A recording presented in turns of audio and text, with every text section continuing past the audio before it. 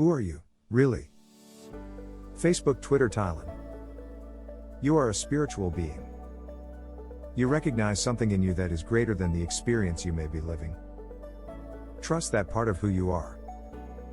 Our difficulty in our society is due to all the conditioning we have had through education and culture that places so much emphasis on our mind and denying our emotions. You have not been properly taught about your true spiritual nature and that the mind, body, and emotions are tools to serve you. These concepts can be quite challenging to accept, particularly if your family history and life experience is steeped in religion.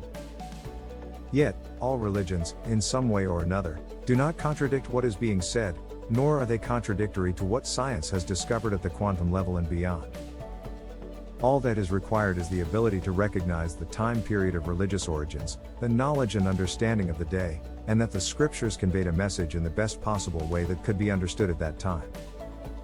Even in areas where no organized religion exists, spirituality is an integral strand in the fabric of society. From bush people to Native Americans, Australian Aboriginals, prehistoric cavemen at some point in time, have all had those within their ranks that had a deeper sensitivity to something beyond the common experience. Shamans, medicine men and women, and whatever other titles they were given, all had a relationship with the divine, were more sensitive to the mystical, and had a capacity to understand mankind's relationship to creation in the best possible context given the knowledge available to them in that time. You came into this world for a purpose. Your spiritual self is that part of you that inspires you to action. The soul cries out at the pain of living small, rather than your potential. The soul also carries the pain of the trespasses against the spirit on many other levels, transgressions of mankind against spirit. Remember? Spirit is love and you treat others the way you wish to be treated. These tales and expressions fit the model. Spirit to spirit, you and I are the same, are one, and in loving you, I love myself.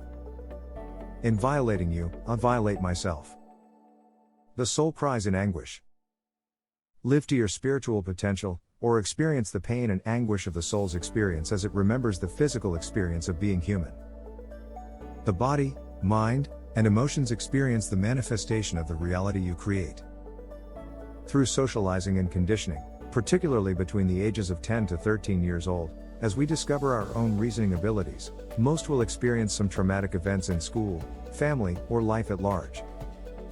Without the adequate social supports, healthy family dynamics, etc., the child is left to fizzle in the confusing array of contradictory social and spiritual realities that are at odds with each other in their daily experience.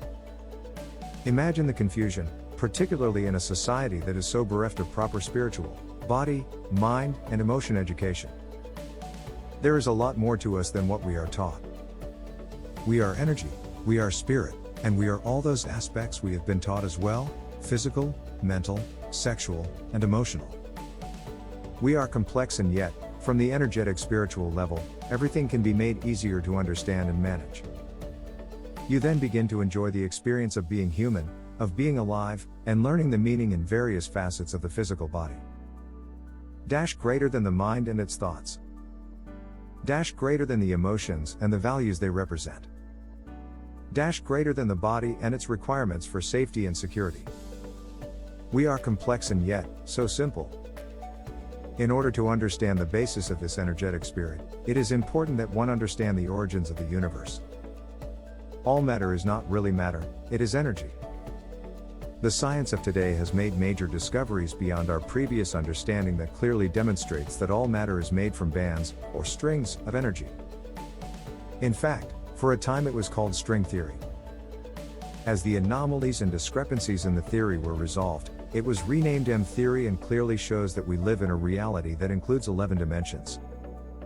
For a good basic understanding of the theories and how it all works, visit and watch PBS Nova series, The Elegant Universe, viewable online. I also recommend watching the movie What the Bleep Do We Know?, which is now available in video stores for rent or purchase. One thing I have in addition to what I'm viewing and reading about these discoveries is something more. Where many scientists may now think they fully understand the beginning and end of the universe and its origins, I'm further challenged by the fact that all of this energy came from somewhere. God still exists in this model. Science has always had the means to help us make more sense of the world, the universe, of creation, of God, and of God's instructions.